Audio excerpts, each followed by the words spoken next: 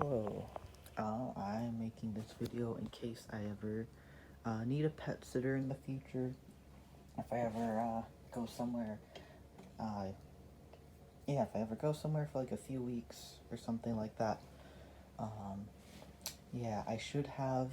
If I ever plan to go somewhere, I will like try to clean his tank and refill his fogger. So hopefully, all you'll have to worry about is the food and the water. And if he poops somewhere, there's a spoon in this. I'm not going to touch the spoon because then I'll have to wash my hands, but there should be a spoon in here. Just use that to scoop the poop out. And this is more of a holder for the spoon, not really a trash can itself, just because it's not really airtight.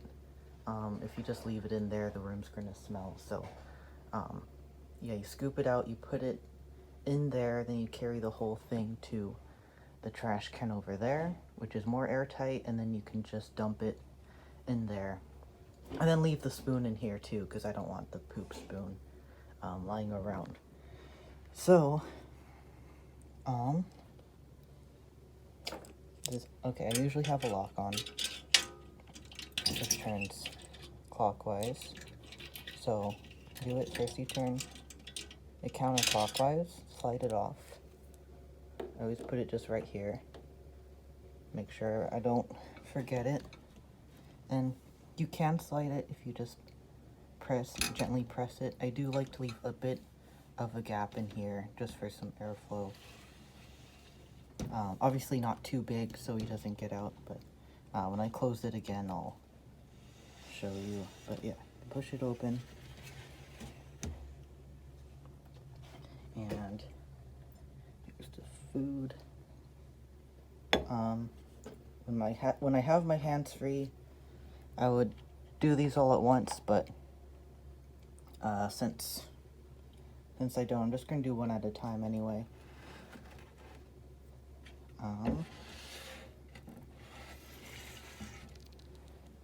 So you close it even if you're gonna be back right away, because I don't want him to jump out. So I'm gonna take the plate first. This has some dried food on it from later, and when I clean, if I ever run out of this dish soap, there might be another brand of Pet Safe dish soap that I'll use instead, but I'll always leave it up here. I leave it here. I don't want it used for the normal dishes, because, this all natural Pet Safe dish soap can be a bit more expensive, so I try to save it for just when I need to use it for Mako, and I always make sure to use that. And same with the scrubber.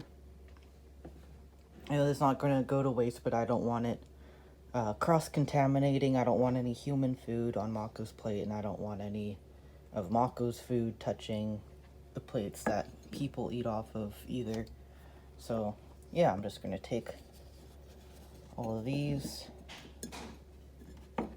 soaps in my arm. And actually, before I rinse it out, I think this dry stuff will probably be knocked into the trash can first before rinsing it. I have a trash can over here.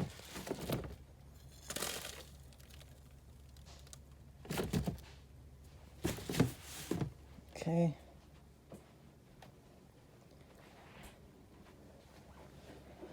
And, one of these days I might make a longer video too, just in case anything happens to me and I need someone to take care of him more like long term. Then I'll go over like how to replace his substrate and how to clean everything like that, and how to filter his water. Anyway,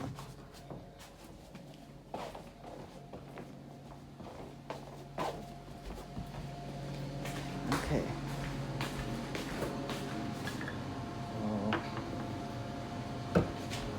You just use hot water.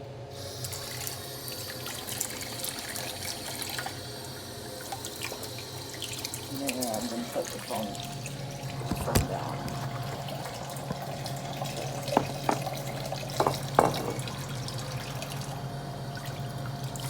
scrub it off.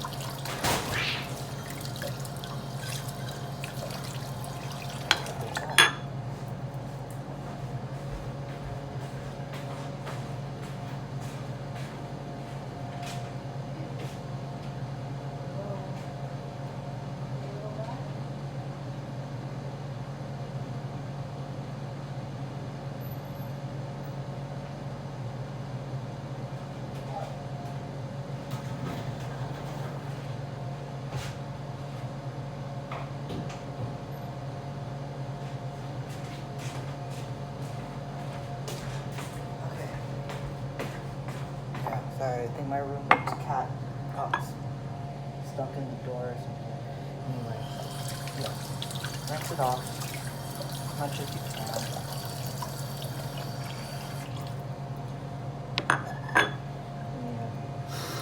And this.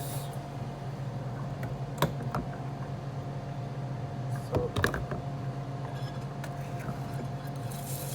the thing about this scrubber, there's also this part. It's meant for like scraping grills, but it's also a bit helpful if there's any stuffed food on it.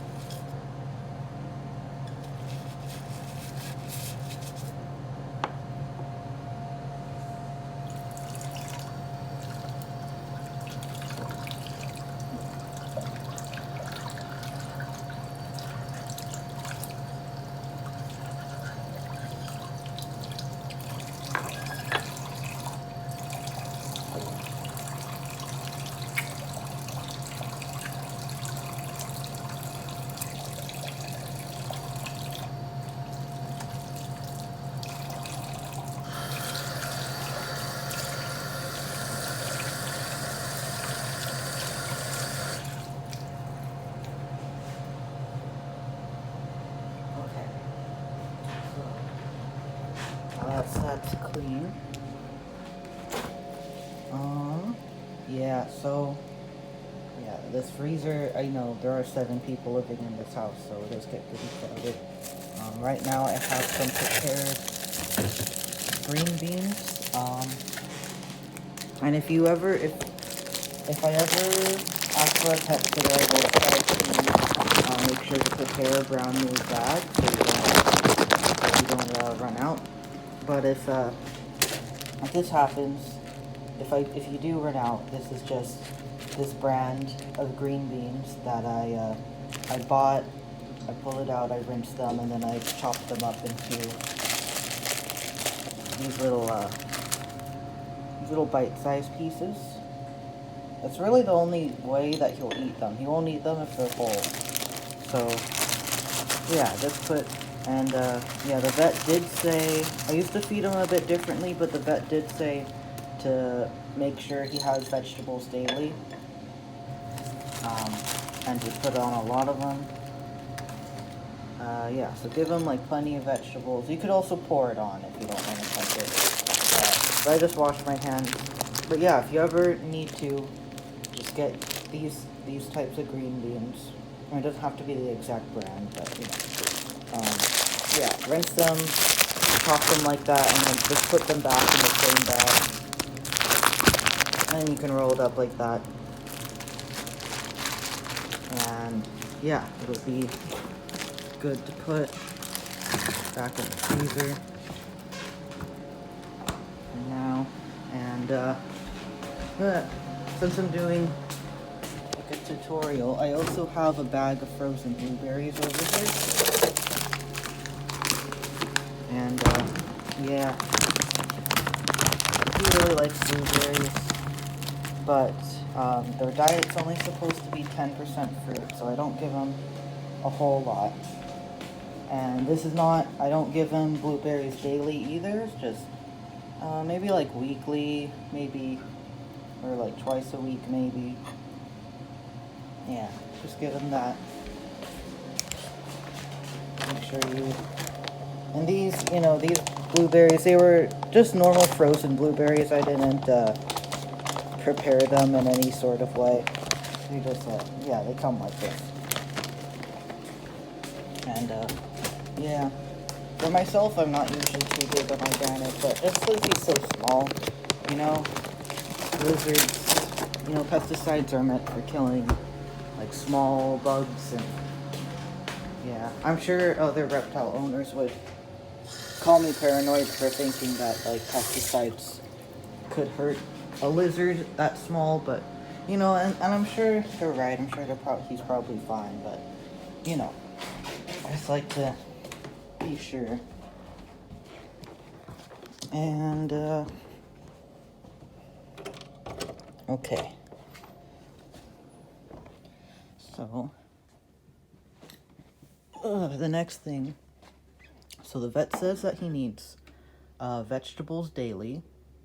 So if you're taking care of him, you have to do that whole thing with the vegetables daily. But every other day, he needs protein. And normally I give him like a bigger variety of protein and also a bigger variety of vegetables. But since I just want this to be simple for the pet sitter, you know, I want to make sure he is actually getting fed, so I don't want to make the steps too complicated for a pet sitter. So you could just take these pre-dried crickets, and yeah, he doesn't need a whole ton. Yeah, the vet did say that protein every other day. Yeah, but he doesn't need a whole ton. Just, this is a good amount, maybe like a little bit less, but yeah, this is a good amount. And he does have vitamins over there. I mix them. There's another food mix that I do for him, that I spoon feed him, because I don't want the vitamins to go to waste. So if you're a pet sitter, if you're just watching after him for 2 weeks, I don't think you need to worry about the vitamins. But yeah, this is good. Okay, and then the next is the water. This will be done a lot faster.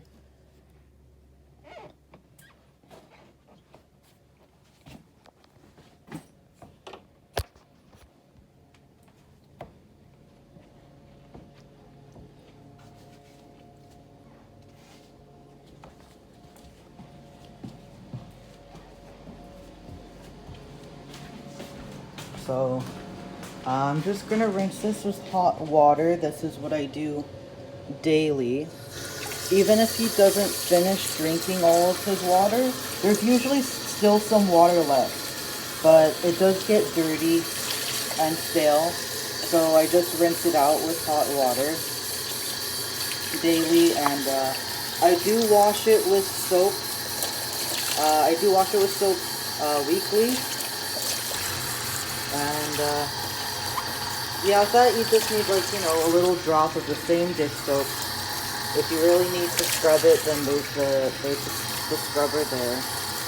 But yeah, if you're gonna scrub multiple things, just make sure you like sanitize the scrubber too. Like put some soap on it. I won't do it, but you know, you just put some soap on it just to cleanse it. Maybe some vinegar too. I have a spray bottle of vinegar. You need it. But yeah, I'll clean his bowl weekly. I think if I'm gone for, say, 2 weeks, he should be fine anyway. But if he does poop in his water, you do need to, yeah, you will need to scrub it with soap. The bathroom's occupied, but if he does poop in his water, make sure you flush it down the toilet and not in the sink. Because yeah, that's not very sanitary to dump in the kitchen sink where people prepare their food. But yeah, so you do next, you open it again, put the bowl in the spot, and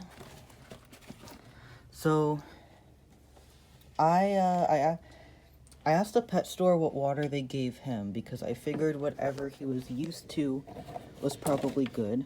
And they said they just dechlorinated tap water. And if I do need to explain what that is, I will. But basically, I have all these jugs of water that are prepared. And again, if I leave, I'll make sure that all of these are completely full with lizard safe water. And yeah, don't refill it with the tap water. That's not good for him. You're just gonna take one of the jugs and pour some water in. And I'm gonna leave this out for now. That's all you need to do as far as the water goes. His water bowl goes, and he's a happy little guy. Hey, little guy. He likes his box because it's long, and he's long. It like fits him pretty well. Anyway, yeah. So if you're a pet sitter and you're watching him for 2 weeks, I'm hoping that's all you'll have to do. But since this is empty, this happened to be empty at the time that I filmed this, I thought I might as well teach you how to refill the fogger also. So what you want to do is that just take a note of what this looks like. Just turn this off because I don't want it to. This is set on a timer, so I don't want it to accidentally turn on while you're refilling it. So you just take this off and try to just put it down. Be very careful that it doesn't fall down there because it's a pain in the ass to try and get back up. If it does fall, there's a broom over there that you just use like the long pole of the broom to dig it back there and try to like push it back up, and hopefully it's really frustrating. I've done that on accident, but oh yeah, hopefully you don't have to worry about that. Yeah, so what you do, take this and there's a lid here. Here, I'm gonna put this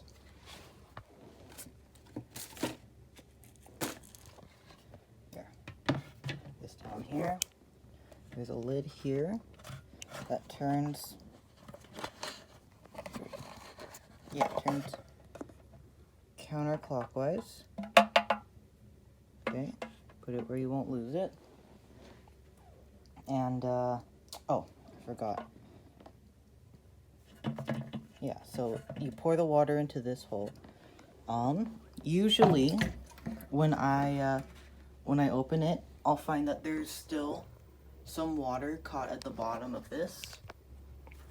So what I'll do is that I'll pick this up and then I'll just try to pour it in just to not waste any. Okay. Put that back where it goes. And yeah, I'm gonna put this back on the table again so it's easy to see. And then, yeah, you just take the same water that I had prepared underneath it, and you just pour water in there.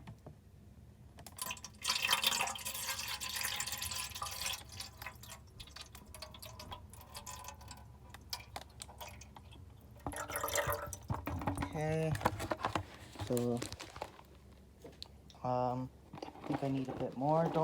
Don't throw these away if they get empty because I reuse them. Yeah. Okay, we'll fill it up a bit more. And yeah, it's hard to tell. I think like about here.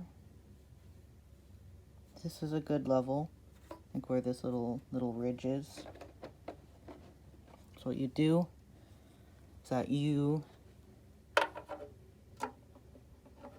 put it bound. See, there's like little notches here that line up with the little notches here to lock it in place. So you just kind of keep turning it until it's tight.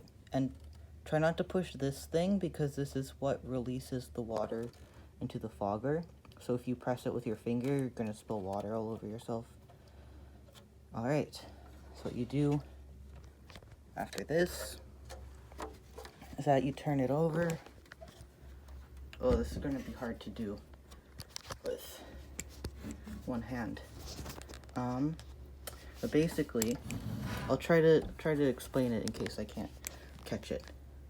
But there's you have these three. Oh, that's good lighting. You have these three parts here. You want this little empty rectangle part to line up with this little part in the middle, the part that's sticking up. And yeah, okay. I'm gonna try. Here, I have to lean it on something.